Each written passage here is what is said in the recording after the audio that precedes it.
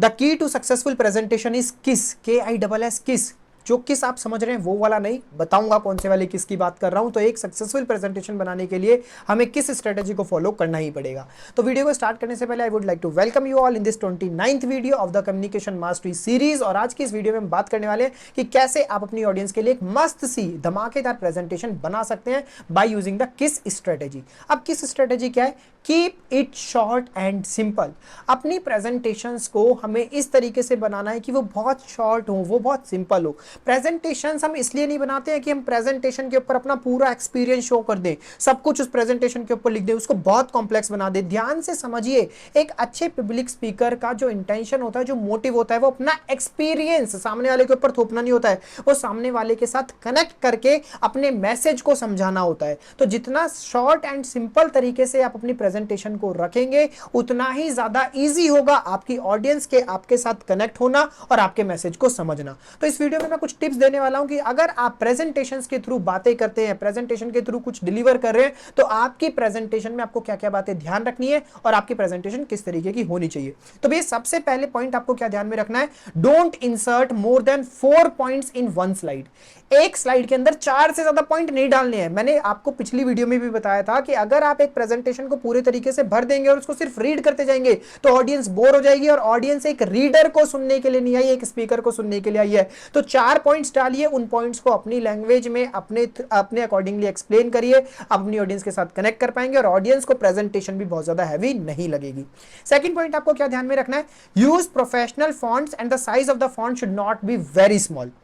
अब कई सारे स्पीकर्स यहाँ पे क्या गलती करते हैं, वो एक प्रेजेंटेशन तो बना लेते हैं बट उसमें अलग अलग तरीके के फॉन्ट यूज कर रहे हैं। कहीं पे कोई फॉन्ट यूज करा, 36 तरीके के फॉन्ट यूज कर दिए, 36 तरीके के कलर उसके अंदर डाल दिए, उसके बाद में साइज भी बहुत ज्यादा स्मॉल कर रखा है। ऑडियंस को कुछ समझ ही नहीं आ रहा है, पता नहीं रेनबो बना रखा है कि प्रेजेंटेशन बना रखी है। ऐसा नहीं करना है, प्रोफेशनल रहना है, अच्छी प्रेजेंटेशन बनानी है, सिंपल बनानी है, प्रोफेशनल। 1 या 2 फॉन्ट यूज करने, इससे ज्यादा यूज नहीं करने हैं। साइज बहुत ज्यादा स्मॉल नहीं रखना है, साइज बहुत ज्यादा बड़ा नहीं रखना है, बहुत मॉडरेट साइज रखना है आपको। थर्ड पॉइंट आपको क्या ध्यान में रखना है? Don't use complex images. कई बार अपनी प्रेजेंटेशन को क्रिएटिव बनाने के लिए लोग क्या करते हैं, बहुत ज्यादा कॉम्प्लेक्स इमेजेस भर देते हैं। वो इमेज ऐसी होती है कि स्टेज पे जाके और प्रेजेंटेशन डिलीवर करते वक्त हमें खुद नहीं समझ में आता है कि इस इमेज को समझाऊं कैसे, और जब खुद नहीं समझ में आता है तो ऑडियंस के साथ कनेक्शन टूट जाता है। तो ऐसी कॉम्प्लेक्स इमेजेस, ऐसी कॉम्प्लेक्स चीजें आपको प्रेजेंटेशन में यूज करने की जरूरत नहीं है मेरे भाई। चौथी चीज आपको क्या ध्यान में रखनी है? मोर इमेज लेस टेक्स्ट।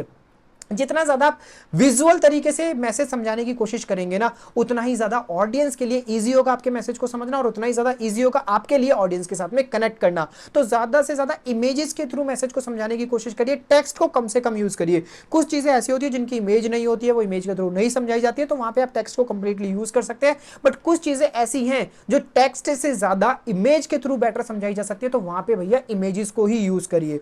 उसके बाद क्या है, प्रेजेंटेशन का जो बैकग्राउंड है उसको प्लेन एंड सिंपल रखिए। कई बार क्या करते हैं लोग, बैकग्राउंड में पता नहीं क्या क्या इमेजेस भर रखी हैं, ऐसी इमेजेस डाल दिए जहां पे टेक्स्ट जो है वो ही ढंग से हाईलाइट नहीं हो रहा है, ढंग से दिख नहीं रहा है। तो आपका बैकग्राउंड जितना ज्यादा प्लेन होगा, जितना ज्यादा सिंपल होगा, उतना ही ज्यादा आपकी प्रेजेंटेशन अच्छी होगी, उतना ही ज्यादा आपकी प्रेजेंटेशन इफेक्टिव होगी। तो अपने बैकग्राउंड को सिंपल रखिए, प्लेन रखिए। And last but not the least, अपनी चीजों को वीडियोस के थ्रू भी समझाने की कोशिश करिए।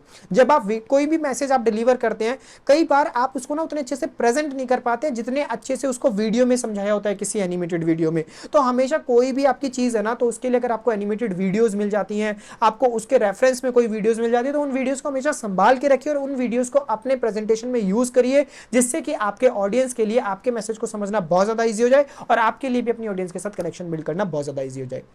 So this is how you can make good presentations and you can connect with your audience. At the end of this video, I just want to say कि अगर आपने अभी तक चैनल को सब्सक्राइब नहीं किया है, बेल आइकन को हिट नहीं किया है और कम्युनिकेशन मास्टर सीरीज की पुरानी वीडियोस को नहीं देखा है, तो देख लीजिए भैया, धमाकेदार सीरीज है। इस सीरीज के आपकी कम्युनिकेशन, आपकी पब्लिक स्पीकिंग, सब कुछ बहुत इंप्रूव होने वाला है, क्योंकि बिल्कुल प्रैक्टिकल टिप्स आप लोगों के साथ शेयर कर रहा हूं जो मैंने खुद अपनी लाइफ में इंप्लीमेंट करके अपनी कम्युनिकेशन को और पब्लिक स्पीकिंग को इंप्रूव करा है। So wish you all the very best, keep learning, keep growing. मिलते हैं अगली धमाकेदार वीडियो में कम्युनिकेशन मास्टर सीरीज।